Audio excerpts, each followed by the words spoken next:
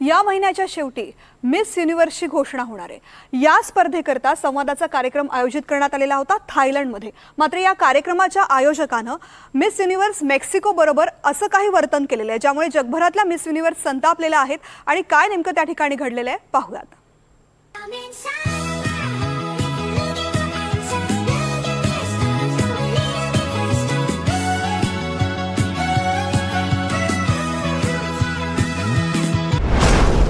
Miss universe स्पर्धेत राडा।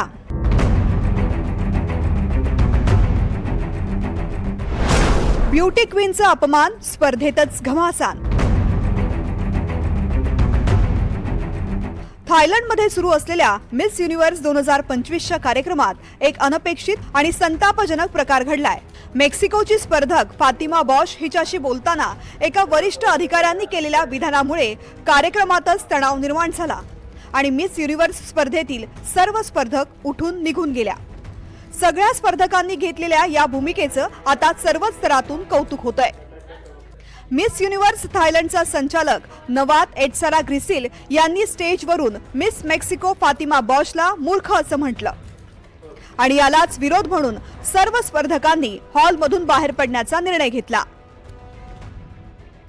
जो कोणी मिस युनिव्हर्स थायलंडच्या प्रमोशनल ॲक्टिव्हिटीजशी संमत नाही त्याने हात वर करावा। फातिमा बॉश, तुमच्या नॅशनल डायरेक्टरने तुम्हाला सांगितलं की थायलंडशी संबंधित काही पोस्ट करू नका, तुम्ही त्यांचं ऐकत आहात? होय, मी आयोजकांच्या निर्देशांचं पालन करणार आहे। जर तुम्ही तुमच्या नॅशनल डायरेक्टरचं ऐकत असाल तर तुम्ही डंब आहात। आपण मला एक महिला म्हणून सन्मान देत नाही। सिक्युरिटी, तिला बाहेर घेऊन जा।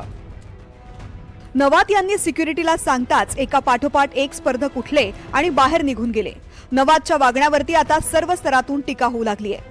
हॉलमधून बाहेर पडणाऱ्यांमधील डेन्मार्कची मिस युनिव्हर्स व्हिक्टोरिया किअर थेल्विक हिनं देखील यावरून हा महिलांच्या हक्काचा प्रश्न आहे। कोणत्याही मुलीचा अपमान सहन केला जाणार नाही आणि म्हणूनच मी आता निघून जातेय।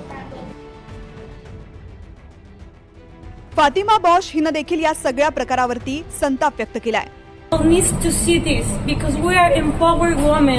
मी इथे फक्त कपडे घालण्यासाठी किंवा कपडे बदलण्यासाठी नाहीये, मी इथे त्यांच्या हक्कांसाठी लढणाऱ्या महिला आणि मुलींचा आवाज बनण्यासाठी आहे। मला माझ्या देशाला सांगायचंय की मी खंबीरपणे उभी आहे आणि मी माझं मत मांडेन।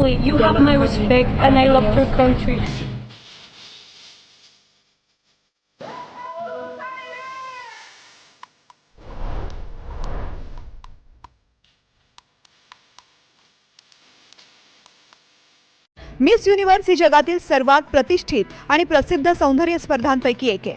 अनेक देशांमध्ये सुंदर आणि प्रतिभावान तरुणी या स्पर्धेत सहभागी होतात। 1952 मध्ये मिस युनिव्हर्स स्पर्धेची सुरुवात झाली। आंतरराष्ट्रीय स्तरावर ही स्पर्धा आयोजित केली जाते। सुमारे 80 ते 90 देशातील स्पर्धक सहभागी होतात। प्रत्येक देशातील राष्ट्रीय विजेती या स्पर्धेत सहभागी होते। स्पर्धकांना कॅटवॉक, मुलाखत, राष्ट्रीय पोशाख, संध्याकाळचा गाऊन आणि प्रश्नोत्तर अशा अनेक फेऱ्या पार कराव्या लागतात।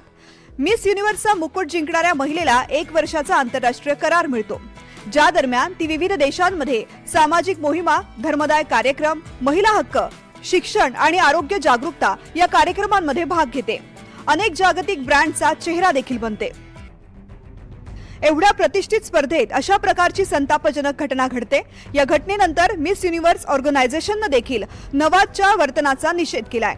संस्थेचे अध्यक्ष राहुल रोचांनी यावर कारवाई करण्याचा इशारा दिलाय।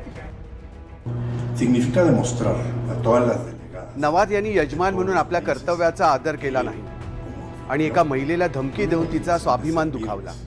नवातची भूमिका मर्यादित असेल आणि तिच्या विरुद्ध कायदेशीर कारवाई नक्की केली जाईल। सोशल मीडियातून देखील नवातच्या या वर्तनावरती बरीच टीका झाली आहे। त्यानंतर अखेर एक व्हिडिओ जारी करत नवातनं आपल्या कृत्याबद्दल माफी मागितली आहे। माझ्या भावना त्या क्षणी माझ्यावर हावी झाल्या। जर कोणालाही माझ्या वागणुकीमुळे वाईट वाटलं असेल, जर कोणाचं मन दुखावलं असेल तर मी माफी मागतो। मिस युनिव्हर्स स्पर्धा 19 नोव्हेंबर पासून सुरू होणार आहे। 21 नोव्हेंबरला अंतिम निकाल लागणार आहे, पण त्याआधीच झालेल्या या वादामुळे स्पर्धा चांगलीच चर्चेत आली आहे। Bureau report, NDTV Marathi.